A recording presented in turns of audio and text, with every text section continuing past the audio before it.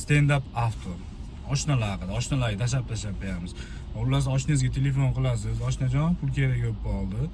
$1000 berib tur desangiz, ha bo'ldi oshnajon, nima kerak bo'ldi pul? Ha, mana ish bo'lib qoldi. Ashunga hozir srochniy ish talqib qo'ymasam bo'lmaydi deysiz. Vaziyatni tushuntirasiz. Dar shu savol berishda davom etadi. Siz savollariga javob berasiz. Короче, полный nima bo'lganini, qanaqa bo'lganini, nimaga bunchalik zarar olib turganini, bir hafta 10 kun ichida siz qanaqa qilib qaytarishingizni hamma yo'lni tushuntirib berganingizdan keyin ser savol oshna, "Yo'q, do'stim, menda unaqa pul yo'q. Bo'lsa sendan aylansin" deydi. Ha, iplos, nima buncha savolni ko'p berding? Nimaga pul kerakligini bilib olib turib, nimaga hamma yo'lni surishtirib olib turib, endi pul yo'q deyapsan, ha?